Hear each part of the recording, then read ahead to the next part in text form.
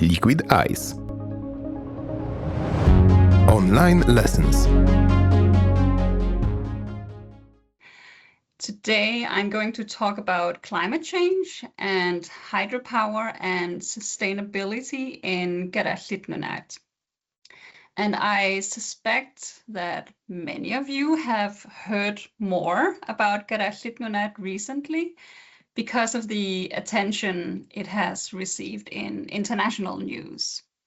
And you may know the country by its English name, Greenland, but Kalaallit Nunaat is the Greenlandic name for the country. It means the land of the Kalaallit. So throughout this presentation, I will mostly use that name.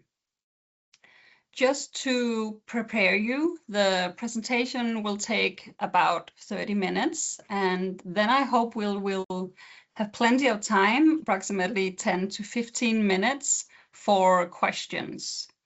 So when a question pops into your head during my talk, please write it down and we will take the questions in the end.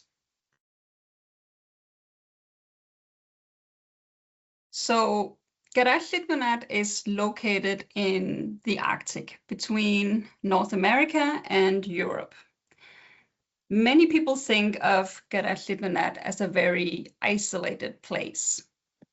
But if we look at this map here, we can see that Kalaallit Nunaat is actually part of a much larger Arctic world. This map shows some of the Inuit peoples who live across the Arctic today. And although these communities live in different countries and speak different languages, they share historical connections and also many cultural similarities. The Kalaallit of Kalaallit Nunaat are therefore part of this larger Inuit world. And for thousands of years, people moved across the Arctic. So different groups traveled eastward from what is now Alaska and across the Arctic Canada. And these movements happened over many generations, and they are sometimes described as different migration waves. And the ancestors of today's Kalaallit Inuit were the most recent of these waves and these groups coming into Kalaallit Nunaat. They arrived in the country during the second half of the 1200s, and here they made it their home. So they brought with them knowledge, technologies, stories, and ways of living that helped them thrive in the Arctic environment.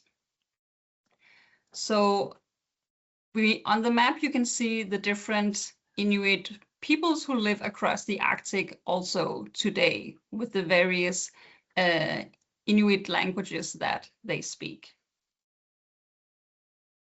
Before we start talking about climate change today, I would like to show you something about how Kalaallit Inuit traditionally adapted to the Arctic environment. Because one common misconception is that Inuit people lived in igloos all year round. But in reality, they used different types of dwellings, and they used these at different times of the year. So people adapted their homes to the seasons, the weather, and also the resources available around them. On the photos here, the photograph in the upper right shows a summer camp with skin tents. So during summer, families often travel to places with good opportunities for fishing, for hunting, or just gathering resources. The photograph in the lower left shows a larger winter settlement. So here people spent the colder months. And the photograph in the lower right shows a much smaller temporary shelter used during travel or hunting trips if you were caught in a snowstorm or bad weather. So what is important to remember is that people did not survive in the Arctic because they had one perfect type of house. They survived because they were flexible and adapted to changing conditions throughout the year. Another important adaptation was that families often spent the winters together. So winters in Kalaallit Nunaat were long, cold, and dark. And in many places, it could be difficult to find enough food and fuel throughout the season for your lamp or for burning and cooking your food. So for that reason, several families often lived together in larger winter houses. And living together made it easier to share food, to share knowledge, labor, and also the resources that you had. So if one hunter, for example, was successful, the food that he caught could help support many people. So in this way, cooperation was an important part of survival in the Arctic. On the slides here, the image on the left is a drawing made by Aron of Ganger in the mid-1800s. Aron was a hunter himself, so he really knows what those houses look like. And it shows the inside of a winter house, a shared winter house. You can see several people carrying out different activities in the same space. And some are preparing food, some are sewing, others are resting or putting kids to sleep. So these houses were busy social spaces where daily life happened together. The photograph on the right was taken in 1941. And although many things had changed by then, it still gives us a glimpse of everyday life inside a Kalaallit home during the long winter season. The lamp that the woman here is attending, it provided both light and heat, making it an important part of daily life. One lesson we can take from this is that adaptation is not only about technology. It is also about cooperation, working together. So people survived in the Arctic not simply because they had the right tools, but because they worked together and supported one another. So far, we have looked at some examples from Kalaallit history and traditional ways of life.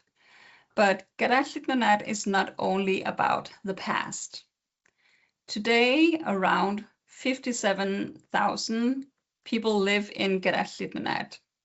And people live in modern towns and settlements. They attend school just like you and universities.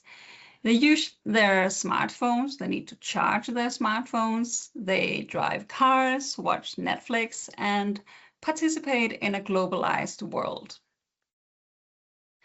At the same time, many people continue to maintain strong connections to the land, the sea, and also Kalaallit cultural traditions. Just yesterday was the National Day, and it was surely celebrated in Greenland and also here in Denmark by every Kalaallit.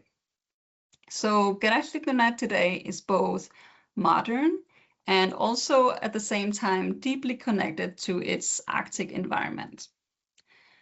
The photograph here shows LIQUIDICE, one of the largest towns in Kalaallit Nunaat, the third largest town actually. In the foreground, you can see colorful houses, roads, shops, schools, and other parts of everyday life. And in the background, you can see the sea filled with icebergs that have broken off from nearby glacier. I like this photograph because it captures something important about Kalaallit Nunaat today, and that is modern communities and the Arctic environment existing side by side. And this brings us to the next part of today's presentation, because when climate change affects glaciers, the sea ice, and also the ice sheet, it is not only affecting nature, it is also affecting the communities, the towns, the infrastructure, and also the people who live here today. And to understand why, we first need to understand what is happening. But before we focus on Kalaallit Nunaat itself, let's remember that climate change is a global phenomenon. Today, we often hear about rising temperatures, melting glaciers, changing weather patterns, and sea level rise. These changes are not only happening in the Arctic, they are being observed in many parts of the world. So look at these two images. These photographs show the Matterhorn, which is a famous mountain in the Alps between Italy and Switzerland. The image on the left was taken in 1960, while the image on the right is from 2005. We can see a lot of ice has melted here. Climate change is affecting places all around the world, including even some places where people might not expect to find glaciers. For example, these images here show Mount Kilimanjaro in Tanzania in Africa. So although Kilimanjaro is located close to the equator, it is so tall that snow and ice can form near the summit. And notice how much less ice there is compared to before. The before picture is from 1993, and the picture on the right is the most recent one from 2000. Also this picture here, and now we are slowly getting closer to Kalaallit Nunaat, as here we are in Alaska. Much more ice and a part of a glacier on the left, and much less ice on the picture to the right.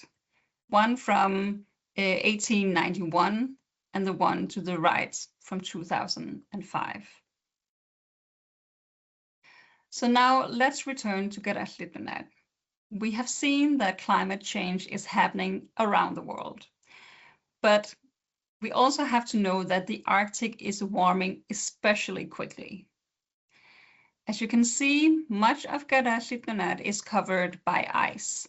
In fact, around 80% of the country's surface is covered by the Kalaallit Nunaat ice sheet. So the green areas around the edge is where most people live and have lived prehistorically. The white area in the center is the ice sheet itself.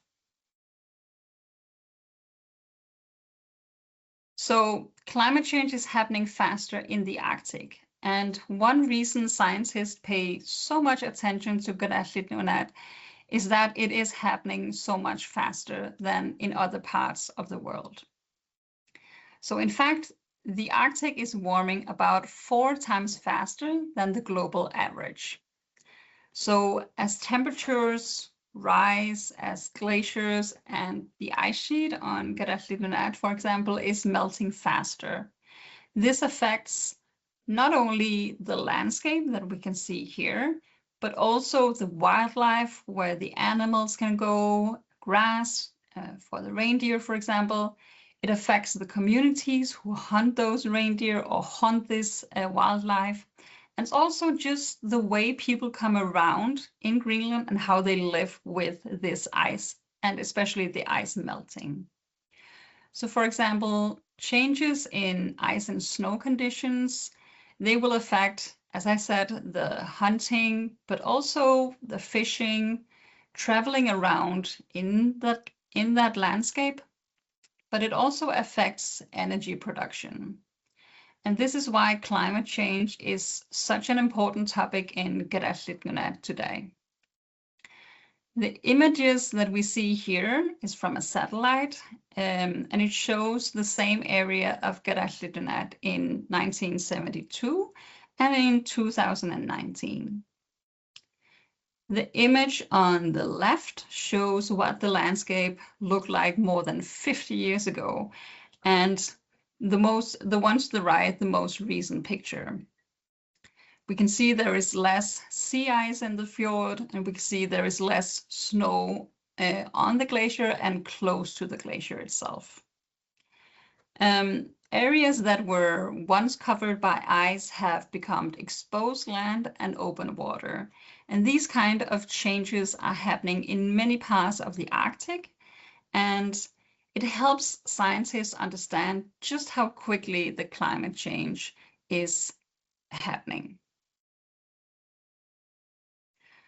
So why does Kalaallit Nunaat's ice sheet matter? Well, to understand Kalaallit Nunaat's green transition, we first need to understand why the ice sheet itself is so important. And the ice sheet, it stores enormous amounts of fresh water. In fact, it contains enough water and ice to raise global sea levels by about 7 meters if it were all to melt. And 7 meters, that's really a lot. So, of course, scientists do not expect all of it to melt anytime soon, but this just shows how much fresh water is stored in Kalaallit Nunaat. So when snow and ice melt, the water flows into rivers, into lakes, and into the fjords. And some of this water can be collected, for example, and used to generate electricity through hydropower. This is one reason why climate change and energy production are closely connected in Kalaallit Nunaat. So you can actually think of the ice sheet as a giant frozen water reservoir that stores water and just slowly releases the water into the landscape. The map here shows a study area in the Nuussuaq Peninsula in Kalaallit Nunaat. And scientists use maps like this to understand where water comes from and how it moves throughout the landscape. The green areas here show land that is free of ice, and the blue areas show glaciers and other ice-covered parts of the landscape. On the picture, we also see a red dot, and that red cross marks a catchment area, which is a place where scientists measure and calculate just how much meltwater comes from that glacier when it melts. So by studying these catchments, researchers can estimate how much water is available today and how that might change in the future as the climate becomes warmer. So because hydropower depends on water, and in Kalaallit Nunaat much of this water comes from snow, glaciers, and the ice sheet, that is why climate change matters for Kalaallit Nunaat's future energy supply. But let's have a brush up. How does hydropower actually work? The basic idea is quite simple. First, water is collected in a reservoir, usually in a mountainous area. And because the water is stored high above the sea level, it contains a lot of energy. Because when the water is then released, it flows downhill through large pipes. And as it moves, it spins a turbine, which works a little bit like a giant water wheel. So the turbine is connected to a generator that turns the movement of the water into electricity. And that electricity can then be sent to homes, to schools, to hospitals, and to other places that need it. And one of the big advantages of hydropower is that you don't need any coal, you don't need oil, and you don't need gas to have it burn to produce the electricity. So instead, you use the natural movement of water.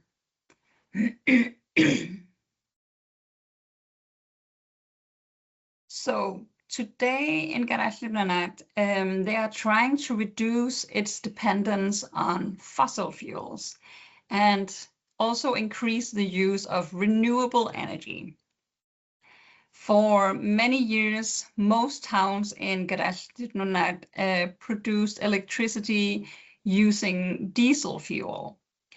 The problem is that diesel has to be imported from abroad. It is expensive and it releases greenhouse gases when it is burned. So because of this, Kalaallit Nunaat has invested heavily in hydropower. Instead of generating electricity from imported fuels, hydropower uses water from rivers, lakes, glaciers, and the ice sheet itself. And the hydropower already supplies electricity to several towns in Greenland today. This includes Nuuk, the capital, Sisimiut, LIQUIDICE, Tasila, Qaqortoq, and Asta. So the overall goal is actually to reduce the country's dependence on imported fossil fuels and increase the use of renewable energy. If we look at the map, we can see where these hydropower plants are located today. The large red diamond marks hydropower plants that are already operating today. And as you can see, most of them are located along the west coast, where most of Kalaallit Nunaat's population lives. The smaller orange dots shows places where new hydropower projects have been either discussed or just investigated. So this image tells us that hydropower is expected to play an even bigger role in Kalaallit Nunaat's future energy system. You want more cities to be to get the electricity of the hydropower. It also shows one of the challenges of living in Kalaallit Nunaat, because the towns are spread out across a very large area and they are not connected by a national electricity grid. This means that actually each town largely needs its own local energy systems. So in many countries, electricity can be moved across long distances through a national power grid. But in Kalaallit Nunaat, each town is more like its own small energy islands. So the climate changes creates an opportunity. That's the idea we're getting right now, right? That if temperatures rise, more snow and ice is going to melt.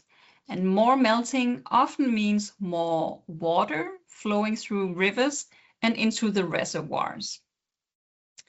And if a hydropower plant has more water available, it can often produce more electricity. In fact, more hydropower plants in Kalaallit Nunaat already produce more electricity than the local communities can use during certain times of the year. So this extra electricity is often called the surplus electricity. So actually, at first glance, climate change might seem like good news for hydropower, what? So in Greenland, for example, during the summertime, there is a lot of sun. The sun is shining more or less non-stop for 3 months, and then it's gone more or less during the winter, also for 3 months. So you can calculate that during the summer, we don't use that much energy for the light, at least. Of course, we still need to cook, but in the wintertime, we need really a lot of electricity for the lights, but also for the Christmas lights that is really celebrated in Greenland. But before we sort of raise our arms and celebrate that this is amazing, let's think about what a town could do with that extra clean electricity. Maybe it could be used for electric cars, electric heating, maybe new industries, getting more tourists to Greenland, or it could be used for data centers. But now we come to the challenge. Earlier we saw that climate change can increase the amount of meltwater available for hydropower. But more water does not necessarily mean predictable water, that we will know where the water will flow. So scientists expect climate change to make water supplies more variable from year to year. Some years may be extremely warm, producing large amounts of meltwater, and other years may be cooler and produce much less water. So imagine trying to run a business if you never knew how much money would come into your bank account each month. That would make planning quite difficult. And hydropower faces a similar challenge. So operators in Greenland, they need to know how much water will be available, not just that year, but many years into the future. So if water levels become less predictable, it becomes harder to plan electricity production, also just to manage the reservoir and ensure a stable energy supply. So the main challenge is not simply whether there will be more water or less water. The challenge is that the water may become much less predictable. And this shows that climate change can create both opportunities and also challenges at the same time. So the question then becomes, how should Kalaallit Nunaat plan for an uncertain future? And one challenge for that energy planning in Kalaallit Nunaat is that the country, again, does not have this national power grid. So to understand why, we first need to remember just how large the country is. Kalaallit Nunaat is so large that if you placed it on top of Europe, it would stretch from Spain in the south all the way to Norway in the north. That's how large the country is. And at the same time, the population is very small. I told you it was 57,000 inhabitants. And all of these people are spread across many towns and settlements along the coast. So because of the long distances and the difficult geography, the towns are not connected by one national electricity network. So instead, each town largely just relies on its own local energy system. And that is what creates this huge challenge. If one town produces more electricity than it needs, it simply cannot send that electricity to another town hundreds of kilometers away, even though they need it. So in many countries, perhaps your own country, the national grid can move electricity from one region to another, but in Greenland, that is just not possible. So this means that energy planners, they must think really carefully about how much electricity each town needs and how much it can produce locally. If we just stop for a moment and we think, what does green mean when we talk about green energy? Well, we often hear people talk about green energy, green technology, and also the green transition. But what does green actually mean in that context? And many international discussions focus on things that can be measured, such as carbon emissions, energy efficiency, and also new technologies. And those things are important. So reducing emissions is an important part of responding to climate change. But many Indigenous peoples around the world, they ask additional questions. So they might ask, how does this affect the relationship between people and the environment.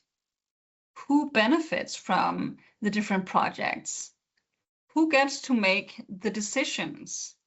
And what responsibilities do we have toward future generations? So in other words, sustainability is not only about technology, it is also about people, relationships, values, and also responsibility. So just think about that for a moment. In Kalaallit Nunaat, the discussions about hydropower and climate change, they are therefore not only questions about engineering and electricity and all these practical things. They are also questions about the communities, the landscapes, and actually what kind of future people they want to create.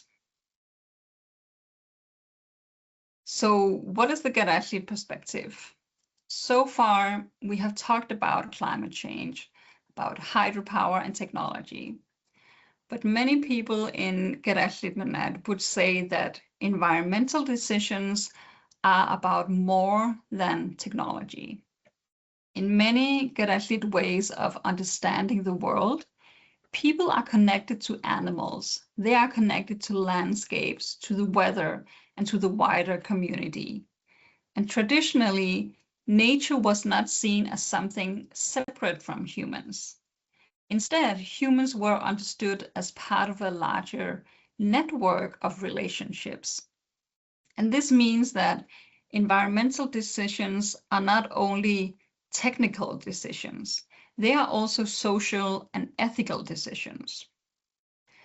If we look at the picture here, we see two images from a children's story that is connected to Sesmabanna. And one example of this awareness towards the environment and how it's connected to humans comes from a well-known story, namely about Sesmabanna. And she is also sometimes called the mother of the sea or the woman of the deep ocean. So according to the story, all sea animals come from her. When she was a young woman, her father believed that she was ready to marry, and she denied. She said, I can take care of myself. I don't need a man to be married with to be able to live and feed myself. For some reason, the father gets angry at this and he throws her over the boat and into the ocean, but she just barely gets her hands on the side of the boat. She's clinging onto here until he takes out his big knife and just cuts her fingers. And then, of course, she cannot hold her grip anymore. She falls into the ocean. And this is where she is transformed. What used to be her fingers are transformed into the animals of the sea. And because they used to be connected to her, she can control these animals.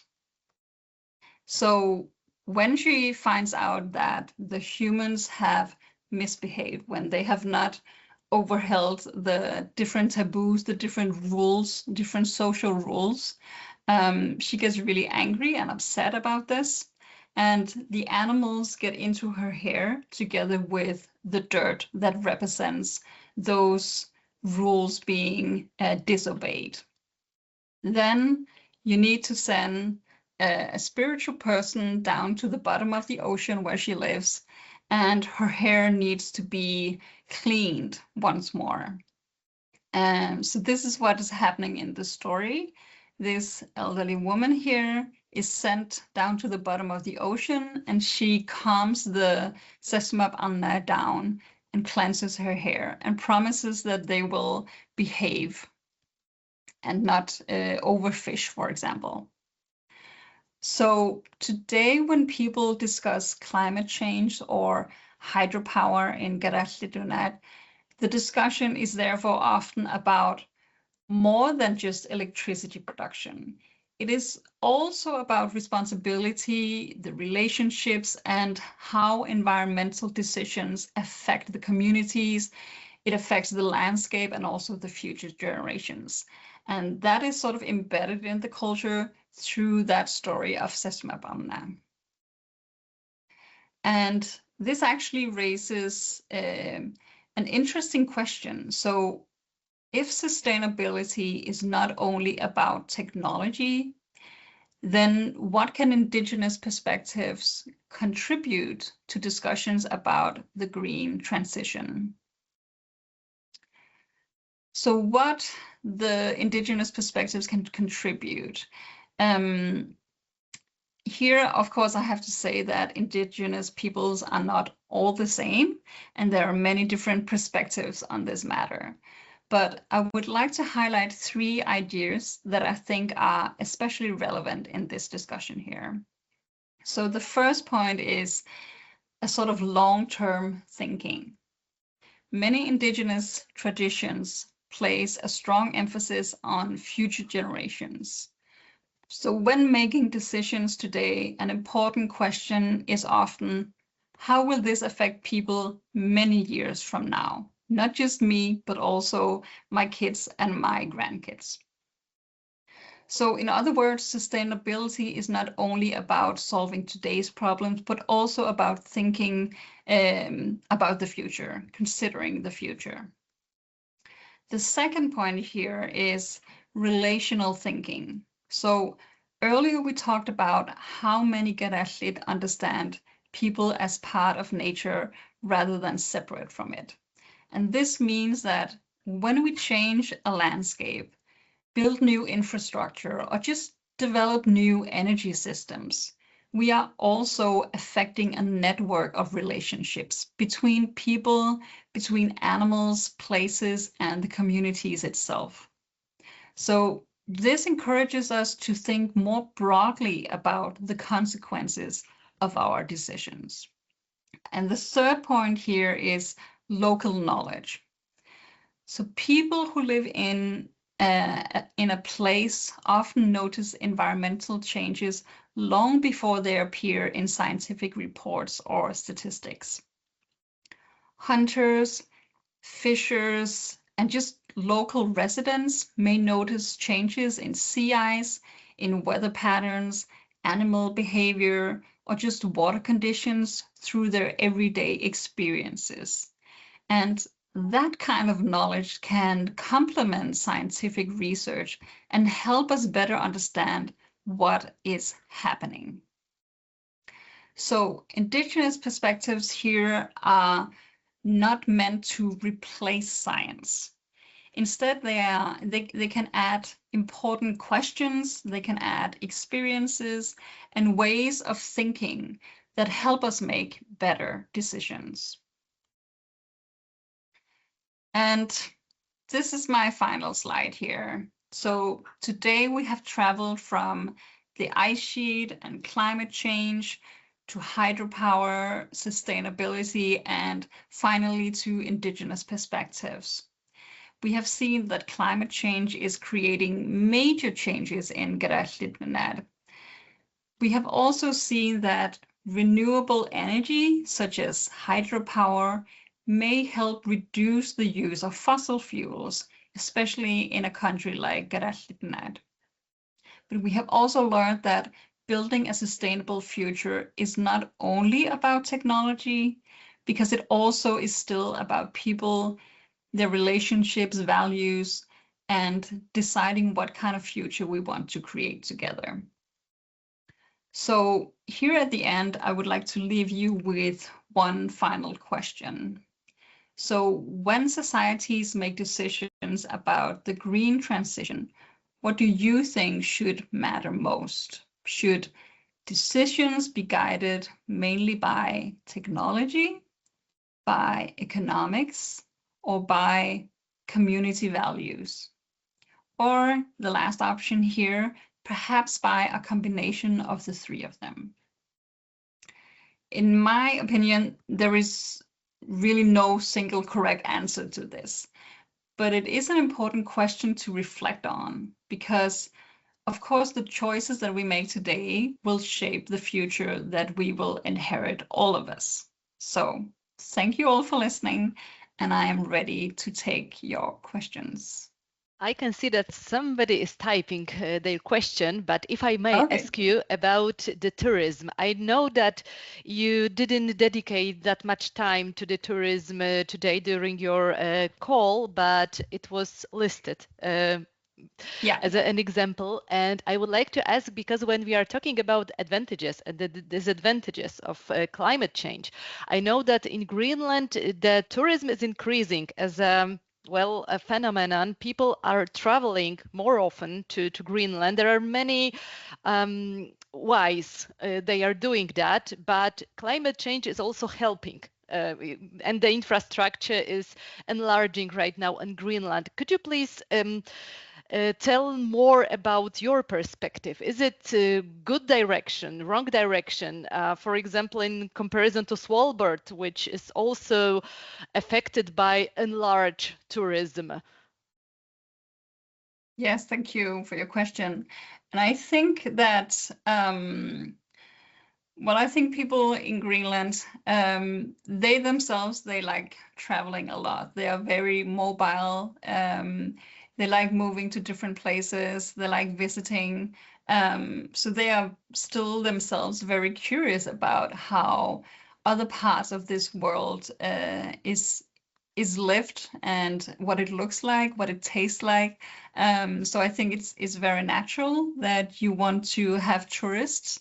And you can have more because the country is so big. There is also this idea that people can go so many places without ruining that much, but still we need to have, for example, by the national museums and the local museums, the different archaeological remains that we have in the landscape really must be taken care of then.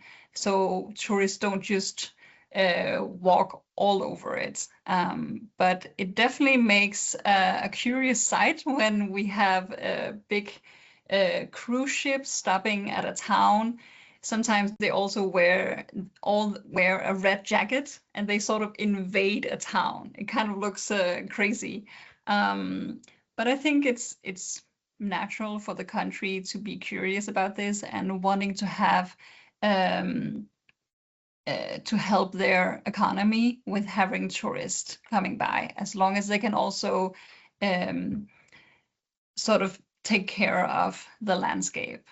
I can see there's a question here in the chats. Can your government consider such ideas that exist in your population, or must they follow the worldwide economic development? Well, the sort of analysis that we have done so far is that the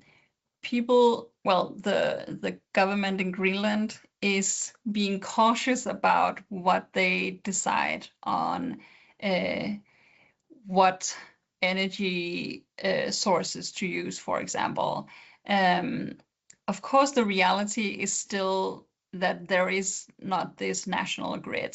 But it is in the, what is it called?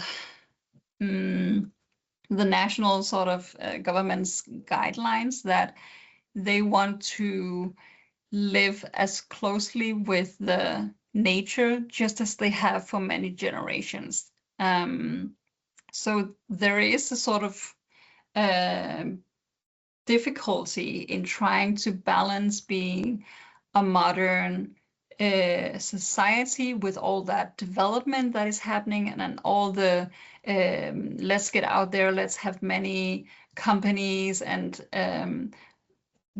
do what they want, but we still need to control it. So the government definitely wants to be cautious about how decisions affect the landscape and the environment.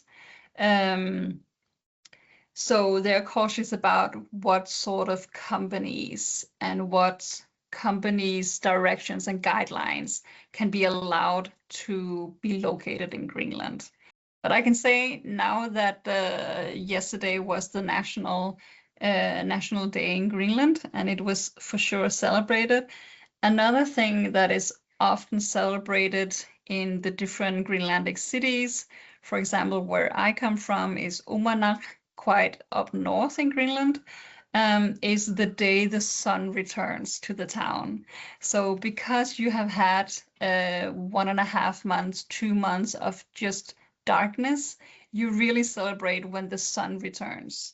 And in Nunaat, it is usually the 4th of February.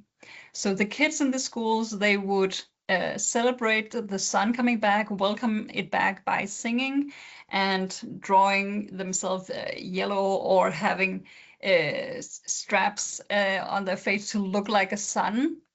But a curious thing just happened around 10 years ago.